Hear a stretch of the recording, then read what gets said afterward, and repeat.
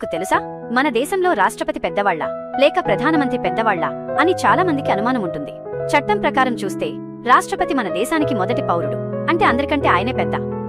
దేశం మొత్తం ఆయన పేరు మీదే నడుస్తుంది. కాని అసలు అధికారమంతా ప్రధానమంత్రి చేతిలోనే ఉంటుంది. రాష్ట్రపతి అనేవారు ఒక రకంగా మన ఇంటి పెద్దలాంటివారు. అందరూ ఆయన్ని గౌరవిస్తారు, సలహాలడుగుతారు.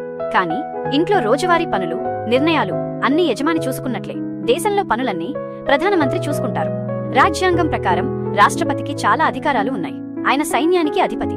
కాని ఆయన ఏ నిర్ణయం తీసుకోవాలన్నా ప్రధానమంత్రి, ఆయన మంత్రుల బృందం సలహా ఇవ్వాలి. ప్రధానమంత్రి చెప్పినట్లే రాష్ట్రపతి నడుచుకోవాలి. ప్రధానమంత్రి ప్రజల చేత ఎన్నుకోబడిన సభకు నాయకుడు. ప్రజల ఆకాంక్షలను నెరవేర్చే బాధ్యత ఆయనది. దేశ పాలన, బడ్జెట్, విదేశీ సంబంధాలు ఇలాంటి ముఖ్యమైన విషయాలన్నీ ప్రధానమంత్రి నిర్ణయిస్తారు.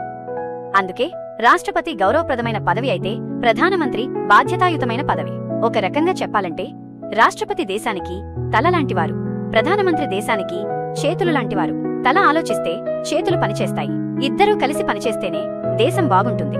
కాని నిజమైన పాలనా అధికారం మాత్రం ప్రధానమంత్రి దగ్గరే ఉంటుంది. ఇవి మన రాజ్యాంగం మనకు నేర్పిన ముఖ్యమైన విషయాలు.